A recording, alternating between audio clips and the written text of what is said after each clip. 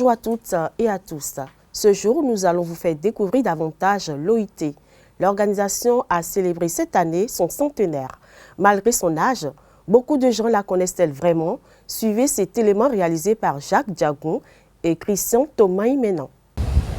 Bon, j'entends ça. J'entends ça avant quoi? Hein? Un ami qui m'avait parlé de ça quoi. Et bon, moi je croyais que bon, c'était une structure quoi. Et il m'a dit que bon, que c'est une organisation quoi. Mais il ne m'a jamais expliqué ce qu'on appelle OIT parce que c'est pas la première fois que moi je viens d'entendre ça chez vous maintenant quoi. Sinon moi je n'ai jamais entendu ça quoi.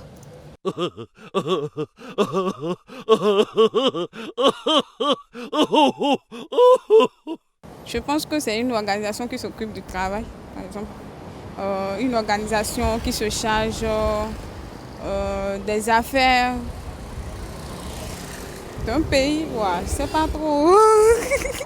Hein?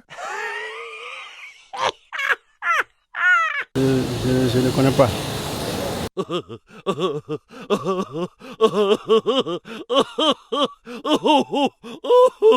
C'est l'Organisation internationale du travail.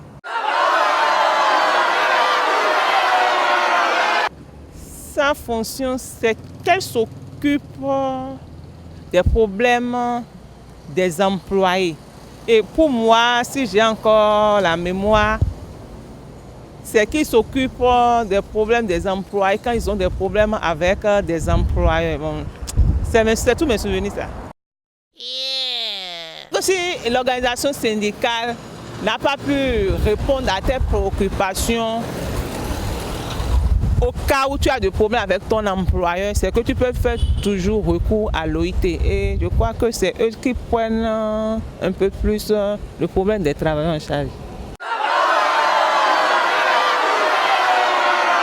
L'OIT a été créée le 11 avril 1919 sous l'égide du traité de Versailles, traité ayant mis fin à la Première Guerre mondiale pour poursuivre une vision basée sur le principe qu'il ne saurait y avoir une paix universelle et durable sans un traitement décent des travailleurs.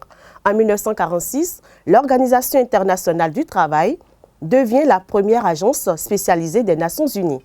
Elle regroupe des représentants de gouvernements, employeurs et travailleurs de 187 États membres. L'OIT est dirigée depuis le 1er octobre 2012 par le Britannique Guy Ryder.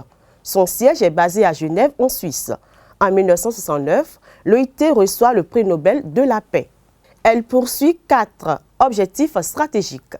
Promouvoir et mettre en œuvre les principes et les droits fondamentaux au travail, accroître les possibilités pour les hommes et les femmes d'obtenir un emploi décent, étendre le bénéfice et l'efficacité de la protection sociale pour tous, renforcer le tripartisme et le dialogue social. Comment fonctionne-t-elle? Ses principaux organes de gouvernance sont au nombre de 3.